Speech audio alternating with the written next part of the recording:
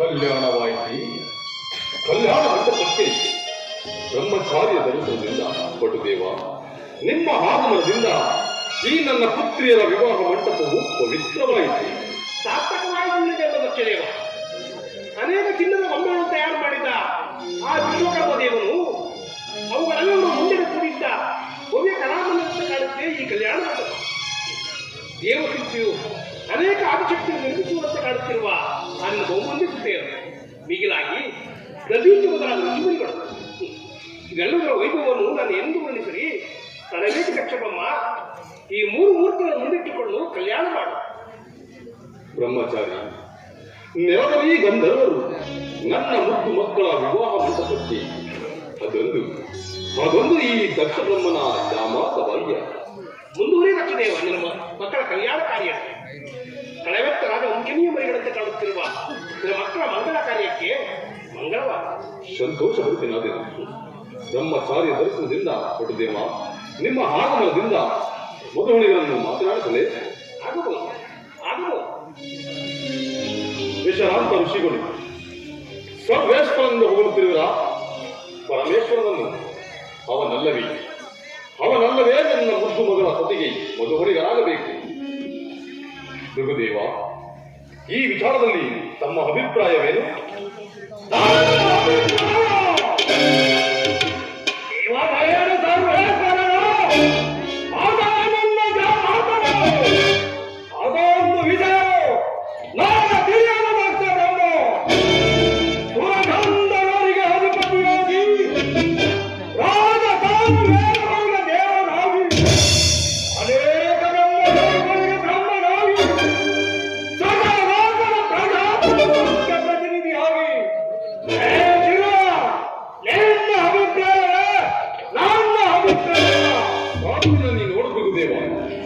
ನನ್ನ ಸಕಲ ಕಾರ್ಯಗಳನ್ನು ಆಲೋಚಿಸುವಾಗ ನೀನಾಗಿರುವುದನೇ ಗುರುದೇವ. ಅಲ್ಲದೆ ನನ್ನ ಪಂಚಭೂತ ಕರ್ಮಗಳು ಬಂಧವನ್ನು ನುಗ್ಗುತ್ತಿ ಕಳೆಯುವಾಗ ನೀನಾಗಿರುವ ನನಗೆ ಮೋಕ್ಷಪತಿಯಾದ ಗುರುದೇವ. ಆದ್ದರಿಂದ ನೀನಲ್ಲ ನನಗೆ ಮತ್ತಾರು ಉದ್ದೇಶಗಳು?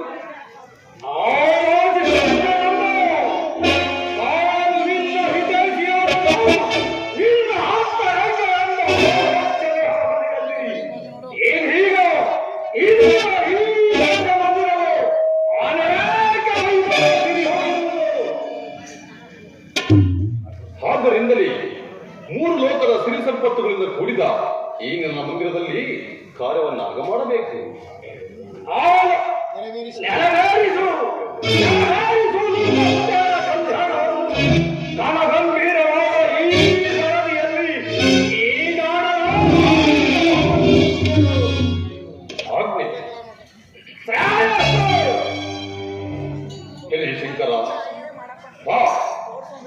ಸುತಿಯರ ವಿವಾಹ ಮಂಟಪದಲ್ಲಿ ನಿನಗುಂಟು ಒಂದು ಅಗ್ರಸ್ಥಾನ. ಇದಕ್ಕೆ ಸಮ್ಮತಿಸಿವೆಯಾ? ನನಗಂತೂ ದಕ್ಷ ಜಾತಿಯಲ್ಲಿ ಪ್ರೇಮ.